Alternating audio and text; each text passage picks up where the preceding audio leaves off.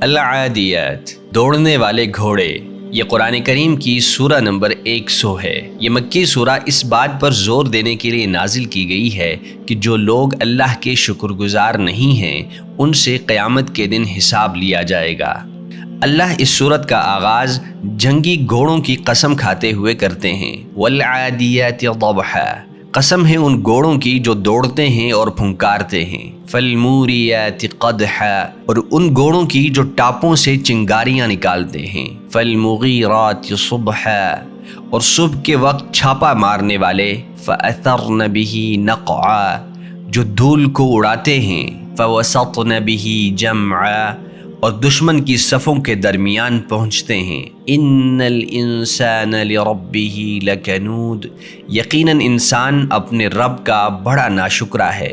جب ان کے ساتھ کوئی برا واقعہ پیش آتا ہے تو وہ اللہ کی تمام نعمتوں کو بھول کر شکایت کرنے لگتے ہیں۔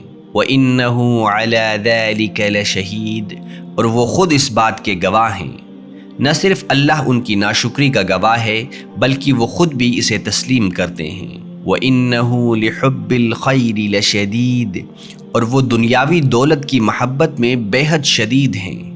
أَفَلَا يَعْلَمُ إِذَا بُعْثِرَ مَا فِي الْقُبُورِ، کیا انہیں معلوم نہیں کہ جب قبروں کے اندر کا سب کچھ باہر نکالا جائے گا۔ وَحُصِّلَ مَا فِي الصُّدُورِ، اور دلوں کو ظاہر کیے جائیں گے۔ إِنَّ رَبَّهُمْ بِهِمْ يَوْمَئِذٍ لَخَبِيرٌ، بے شک ان کا رب اس دن ان سے خوب واقف ہے۔